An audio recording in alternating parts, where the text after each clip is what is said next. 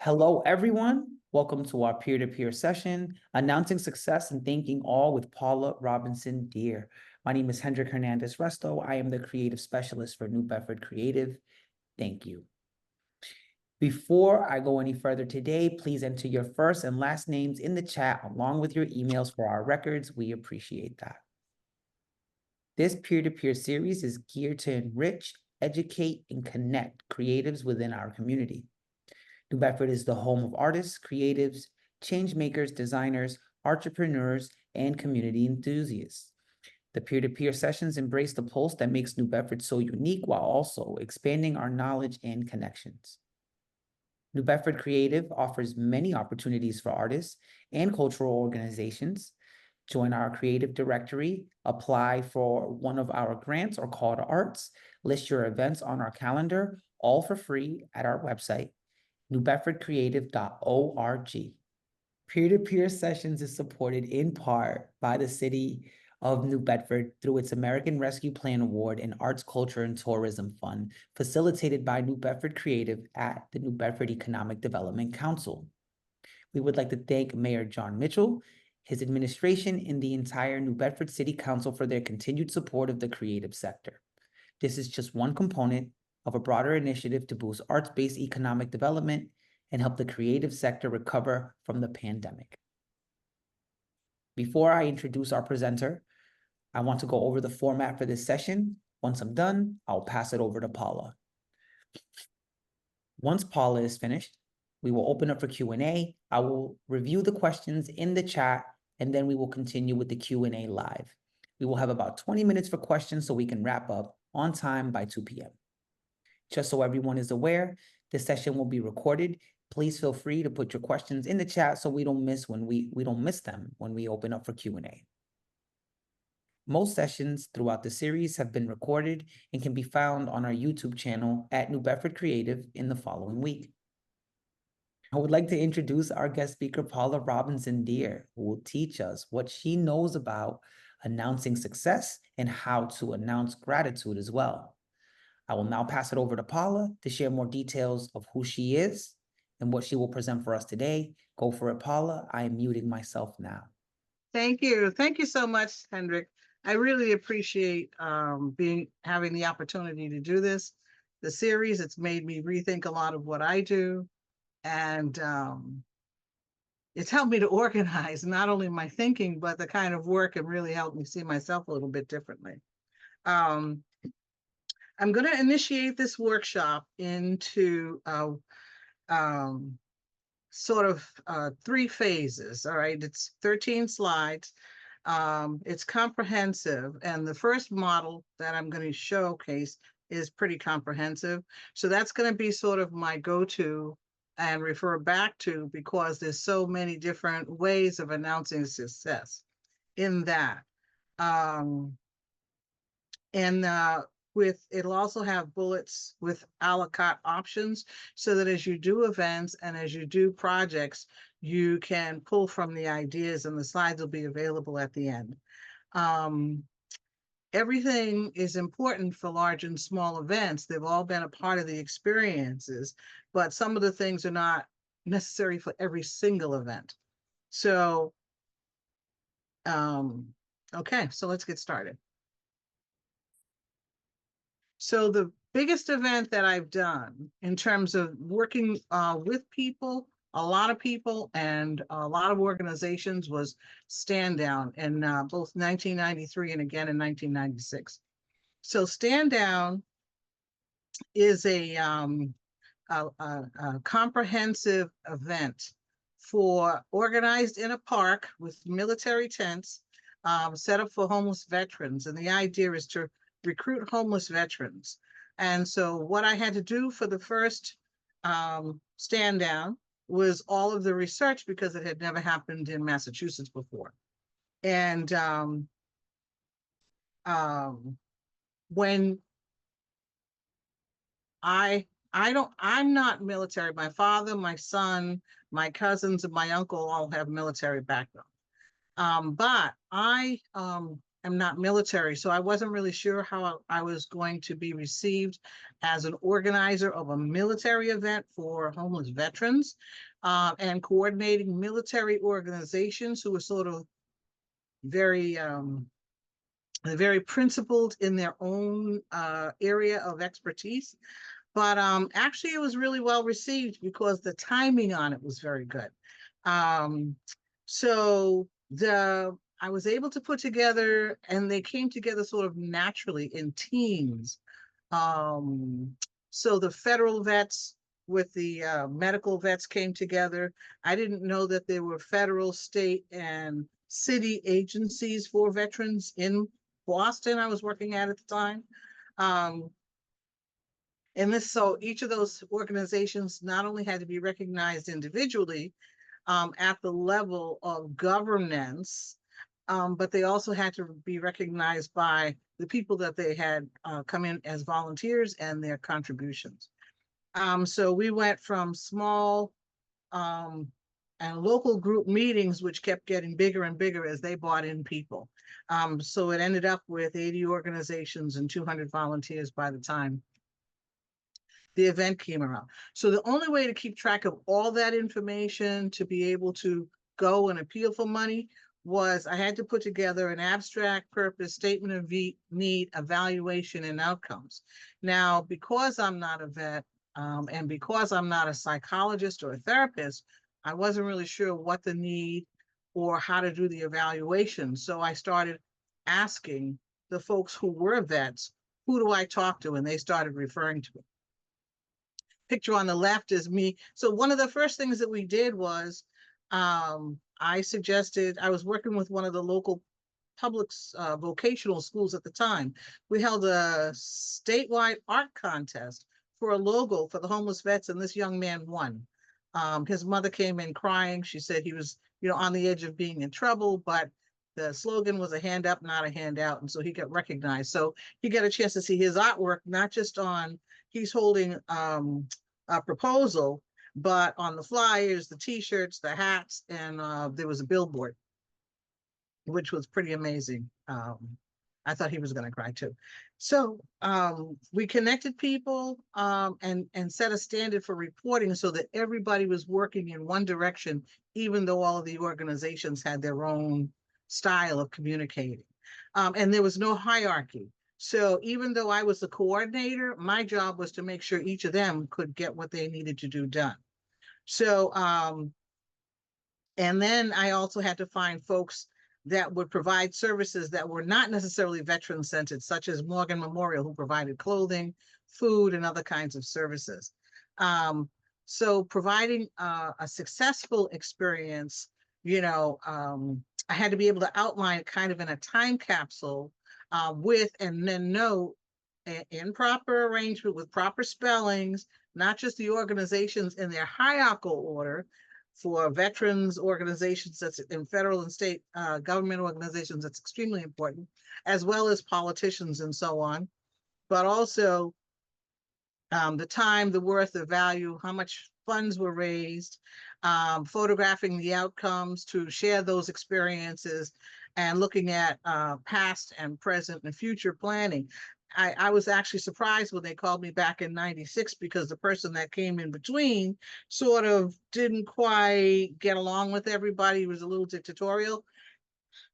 And folks started quitting, but they had me come back. And so we put some permanent things into place. I think it's still going. I'm pretty sure it's still going on in Boston. So 25 years later. 25 years later, yeah.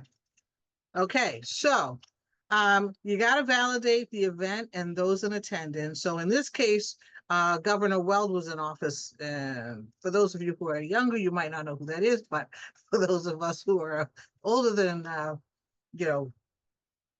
35, we might know who that is. But so you want to have your hosts, your networks. In this case, we went from shelter to shelter to shelter all across the state of Massachusetts because homeless vets were staying in the shelters. And the only way that we were going to be able to let the folks in the shelters know was we had to go talk to them in person, because Shelters are very insular. They meet with their own people. They're protected in that they're not going to just let anybody come in. You have to be approved to come in because those environments are, when people are homeless, it's a private time that they're having. It's like people who are blind or people who can't hear. The services sort of wrap around and protect them from those who might take advantage. And so that actually ended up working. So on the left, I'm standing with Ron Armstead and Walter Long, and they basically rented a van and we drove from shelter to shelter in every city in the state of Massachusetts because it was a statewide event. We had 9 months to put it on, so we had some time. All right, so also important is sharing the stage with the sponsors, listing each of the things that are going to be happening at the event. On the right is the actual event themselves. And in the center is a number of the different politicians that met us along the way and helped us talk with anybody that needed permission and or some kind of hierarchical answering in that sort of formula. We have to have city, state, and federal representation.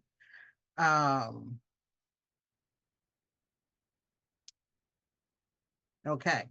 So you want to summarize key activities and observations. So Stand Down is a 3-day military encampment providing rest, recovery, and services for homeless veterans. So those tents got put up for 3 days. So Governor Weld approved the National Guard to come in and set up the tents and bought in water buffaloes. There were 13 tents, and they're apartment sized. I mean, they're huge. You can fit 30 people in one tent in terms of the beds. So on the background behind the vets in the middle, those are sleeping tents. In the foreground, I don't have any pictures of, I couldn't find them, are same size tents that were used, that were faced in a different direction and opened like a storefront, and they were used for eye exams, for medical exams, sign up services. We gave them driver's licenses. It was a wide array of services. So some of those things are the measurable goals and benchmarks that was not only important for the initial event, but also important for follow-up events. And because we were receiving federal funds, not a lot of money. I think it was 13,000, but we raised like 63,000 in cash. The feds gave an initial 13,000, and then the rest we got another 200,000 in donations. Food for the 3 days and just all kinds of services when it added up, and the medical services were one of those things that added on. So when I went in, I worked with 2 people in 5 rooms. So having your own equipment is important, having your own software, being able to do your own reports, being able to do the research. I spent almost the first 6 months in research mode because I don't know enough about homeless veterans, or I didn't. And the gentleman on the left is Paul Camacho, Dr. Paul Camacho. He actually was in the process of doing research. So he invited me to UMass Boston, and he's still around doing and talking on homeless veterans and their research. So we coordinated with UMass Boston to be able to put together and measure the impact of this kind of event. 633 veterans turned out over the 3 days of the 1993 event. And then the 1995 event, another 600 veterans came. So when it came for the 1996 event, the feds didn't want to give us the 13 grand to initiate because they thought the same people were coming back. But thank goodness the VA had Social Security numbers, because I didn't collect those things. I thought that they were private. And they were able to prove through the Social Security numbers only 30 out of the 600 vets returned. So they released the funds for us to put on the third event. So that's why documenting and measuring and evaluating becomes important, but also part of the issue was these organizations participated because veterans weren't coming to them. They found that they had served and could carry a gun and went to bat in the military, but when they got home, they didn't like the way that they got treated. So they refused to go and get services. And so some of that psychologically got addressed. And a lot of the staff people that were in the veterans organizations had to be retrained.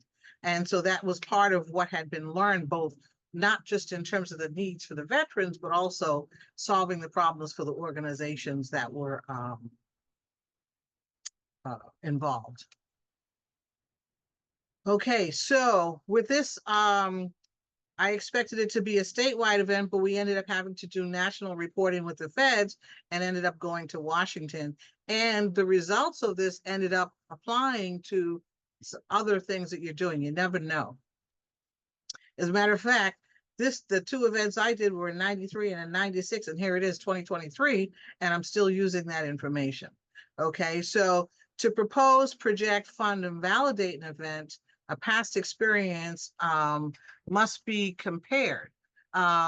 So you want to take your action from basement to boardroom constituents. And in the basement, in terms of the vets, were the homeless vets in the tents. And the boardroom, in this case, that's Shirley Chisholm, who has since passed, but we're in Washington, D.C., where she's been nominated ambassador to Jamaica.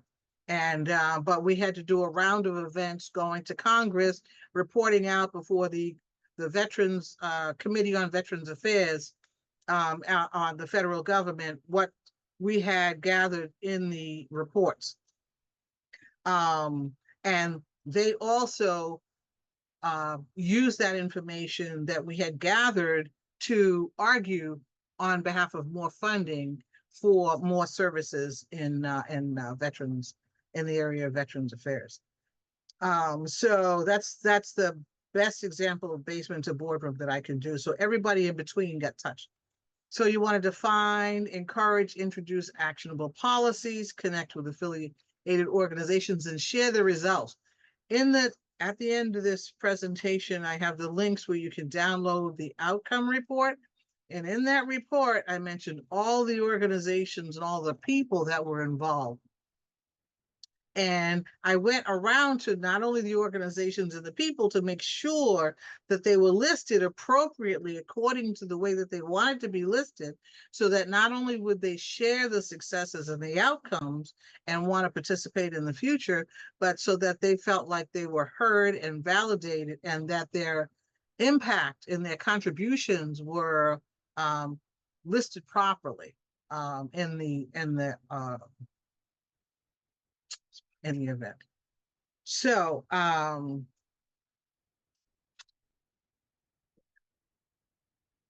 looking at my notes here.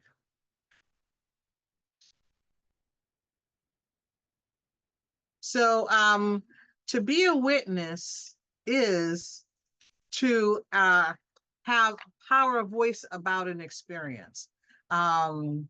You are, whatever the experience, event, or that you want to put on, you are the person with the bird's eye view. And basically it's your job to let other people know not only what it is that you're doing, but what it looks like, why it's there, and to try to give as much information as possible so that when things are solved, people have an idea of the range of ways that a particular type of service is met.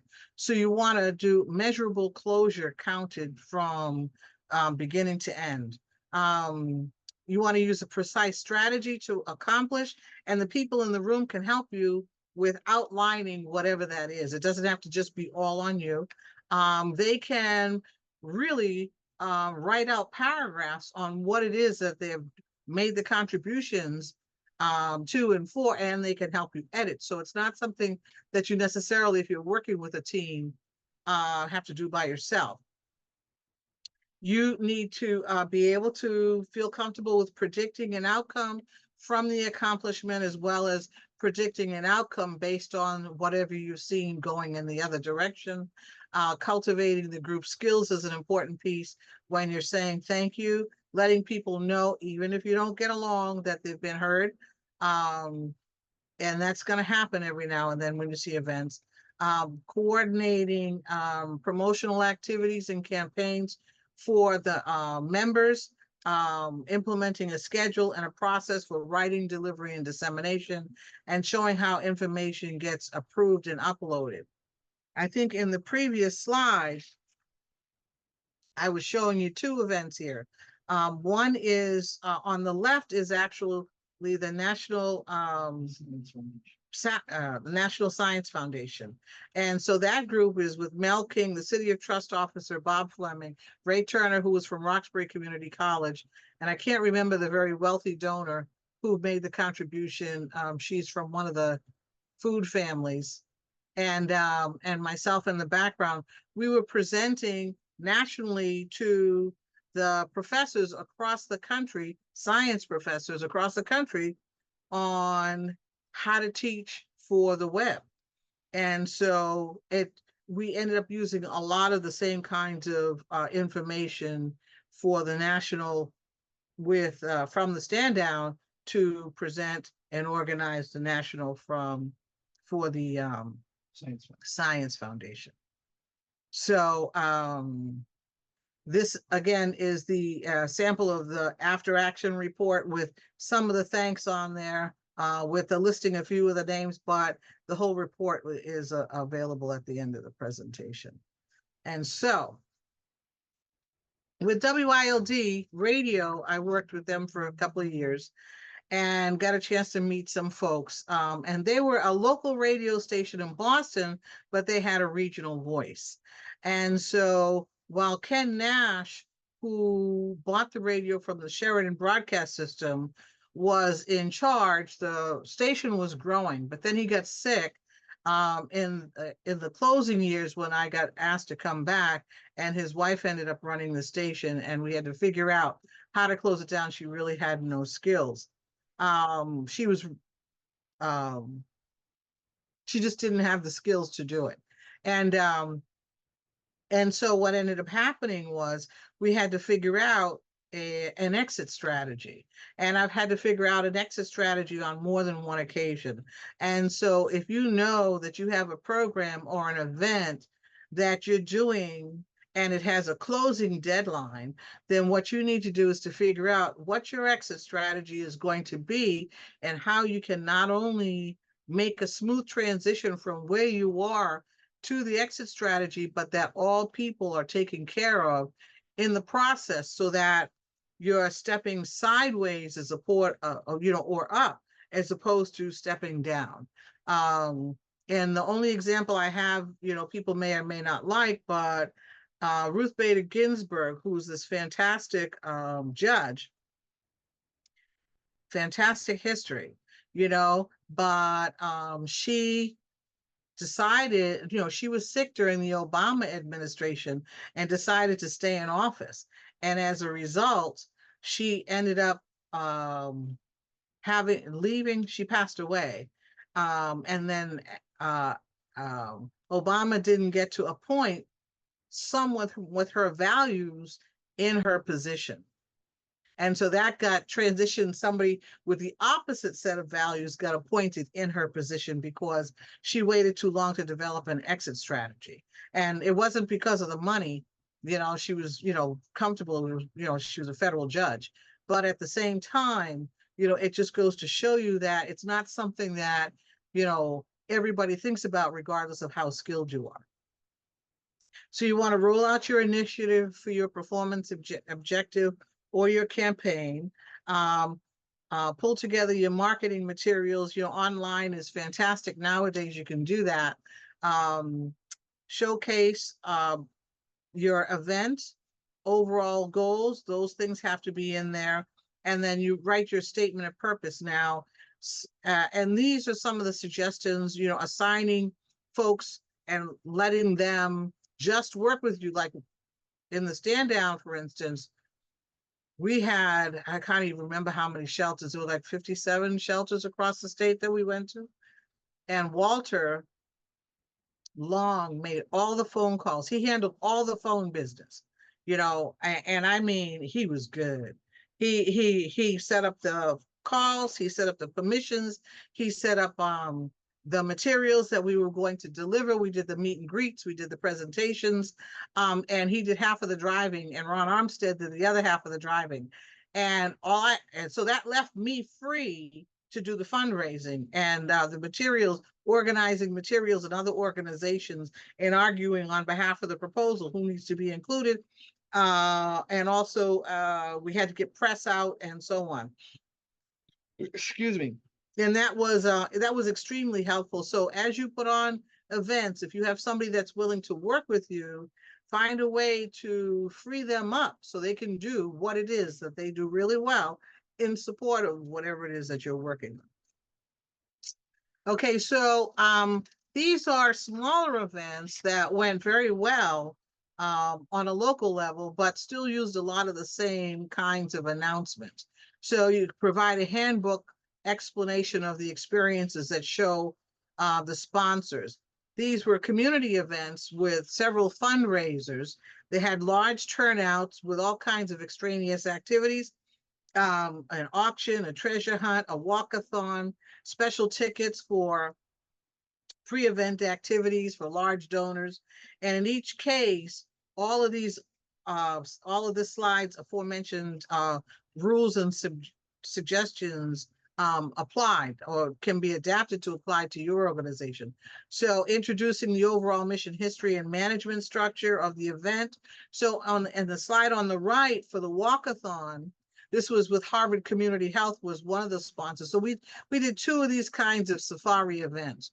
One was Zoofari, which was the original, and the other one was Urban Safari, which was different. For the Zoofari, they had a daytime event, which was a fitness event, and then an evening event, which is on the left with folks who were part of the organizing. And then with the Zoofari, they had primarily the evening event, but they also had the auction and a number of other things going on. And one came after the other. The Zoofari was no longer going on. They were both medical organizations that were doing these as fundraising campaigns. So not just training the folks who you're going to be working with for whatever it is that you want to do for the event, but consolidating the agency's intellectual capital. And in each of the cases of artists, what is the intellectual capital that you're dealing with? And what is it that people really need to know? So in the case of the Harvard Street Medical Center, for instance, they were doing a whole fundraiser around the health of Black men, because Black men, they were focusing on, it had just come up with, were dying early of heart attack, stroke, diseases of anxiety. And so they were trying to teach what anxiety was, how to manage it, how these things form into diseases and disorders, and then how to provide the healthcare. And the walkathon was part of that discussion. They had a lot of women turn out, but they were the sisters and the wives of the men who they were taking care of. Showcasing the research and development in the publication, whatever that is, the handbook, providing 24/7 global online briefcase. In this case, we did a whole piece on families, the research, and where that all came from on the web for the event, and that helped with charitable donations. The meeting spot in this case was at Franklin Park, and then sharing the handbooks not just at the walkathon, but also at the evening meetings and all through the conversations for fundraising, so on, for the packaging and promotion. So this is the urban safari, okay? This is what it looked like. So the urban safari is a handbook, also going to be available after the slides. It's if you take a 8.5, 11 and fold it sideways, it's a 5 by 8. no, 11, 5, 6, 5 by 6, I forget. 8 by, yeah, 8 by 8 high by 5.5. So this is folded in half, but still, the handbooks were easier to manage. People could walk with them, stick them in their purse, but all the listings, so they had the listings by category. This is a very small sample of the listings, and in a small amount of space, you can get a lot of information. Tickets were made available for both the main event and at a different price point for the major funders like Citizens Bank and so forth who bought tables, but they also allowed them to come early, and they had like appetizers. I think the Zeitarian does that from time to time. And all of this information was shared to make them not only feel special, but to also allow them to have fun. So you want to keep your objectives in mind. The auction, I believe they got first bid on the auctions, to try to make them feel that the contribution is not only important in terms of the money and how it's being used, but that you really appreciate what they're contributing by properly listing them in a way that they can be seen based on their image and brand. Okay, so in this case, MIT, which is where I did the fellows program, Roxbury Community College, and Timothy Smith conferences. So with the city of Boston, I participated in about 40, with about 40 organizations where we built 40 computer labs. And I was responsible in some, either in full or in part, with about 10 of them. And because they turned out so successful, I ended up receiving the funds to build a lecture hall. On the left and the right is the results of the lecture hall. And so, and in the center on the left is one of the meetings. That's actually my husband sitting in the back with his hand up in the air, where all the community folks were discussing why employment and training was so important. So this was a sort of pay it forward event, and you'll find that this came later, but all of the same kinds of rules applied for the for organizing these kinds of public events as the standout. And we did the smaller publications, similar to the Zufari ones. We did the report out, similar to the stand down. We looked at the needs of competitive intelligence and what was happening on the workforce. In this case, all the factories were laying off folks, and there was a need for change or a shift in the type of work that was being made available. People really needed to learn how to use computers and technology. There was a huge push for that. And it was a huge push being back in the other direction because people didn't want to learn. But we were able to bring the folks who needed to teach, the folks who needed to learn together. In the case you're looking at the right, there's both politicians and professors on the right, and then on the left you'll see more students for the different kinds of class, and in the middle are the trainers from the community technology centers whose labs we were actually working at. And to the center right, I'm presenting at MIT, looking at some of the issues in and around image and brand, particularly for Black women as a topic. So then we were invited from here to attend the American Association of Colleges and Universities, which we never even imagined, but it gave us the information that we needed and the latest expectations for delivery on the web, because the web was coming in fast. Most of this was happening in the 90s, early 90s. And the web by 1995 had been free and available to the public and was quickly evolving. And by 2000, which is the photos on the left and the right, the web was up and running, and we were already behind. So we started looking at what's some of the teaching, how do we begin to then advance the teaching? And this is my last slide. So we brought in the top folks from MIT to have conversations